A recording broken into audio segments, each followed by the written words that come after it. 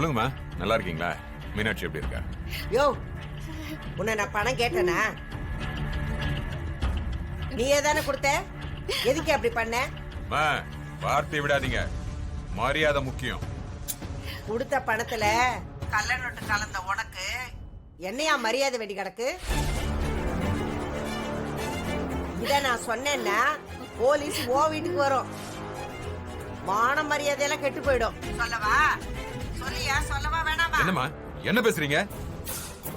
பல கோடி ரூபாய் பிசினஸ் பண்ற எனக்கு இந்த பணம் எல்லாம் ஒரு விஷயம் கிடையாது. நான் எதுக்கு கள்ள நோட்டு வைக்கணும்?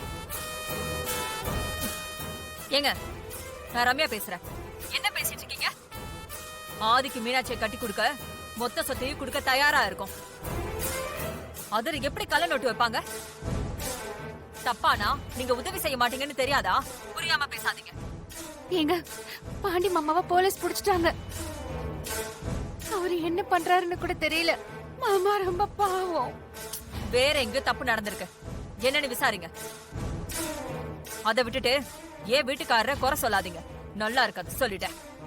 டைமண்ட் ரிங் கூட தான் தரேன்னு சொன்னீங்க, ஆனா தரவே இல்லையே. அது மட்டும் தப்பு இல்லையா? ஹலோ, அதுக்கும் இதுக்கும் என்ன சம்பந்தம் இருக்கு? இடியட் மாதிரி பேசாதீங்க.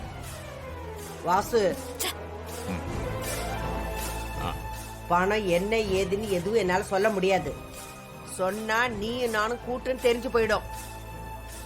என் பேர் என்ன போலீஸ் புடிச்சு போயிட்டாங்க. இப்ப நான் என்ன பண்ணணும்? ஸ்டேஷன் மேட்டரை நான் பாத்துக்கிறேன். வழிய ஜீவா மேல போட்டா கண்டிப்பா குடும்பத்துக்குள்ள பெரிய பிரச்சனையாகும். மீனாட்சி ஜீவாவை வெறுத்துருவா. எனக்கு என்னமோ பணத்தை மாத்தி வச்சது ஜீவா தான் நினைக்கிறேன். கண்டிப்பா ஜீவா தான் செஞ்சிருப்பான். நீங்க அதை செக் பண்ணுங்க. சரி, இப்ப நான் என்ன பண்ணணும்? என்ன பண்றதுன்னா ஜெயிலுக்கு தான் அனுப்பணும். இதை வச்சு அவனை காலி பண்றேன். தேவி, வாசுதேவ சொல்றதும் சரிதான். ஆதினா அவருக்கு ரொம்ப உயிர். அப்படி இருக்கிறப்போ பணத்தை மாத்தி கள்ள நோட்டு கொடுப்பாரா? எனக்கு என்னவோ இது ஜீவா வேலையா தான் இருக்கும்னு தோணுது.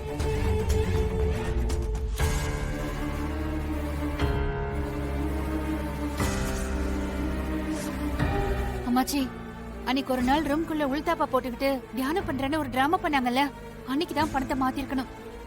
மனோ, ஜீவா அவங்க 2 பேரும் சேர்ந்துதான் இதை பண்ணிருக்கணும்.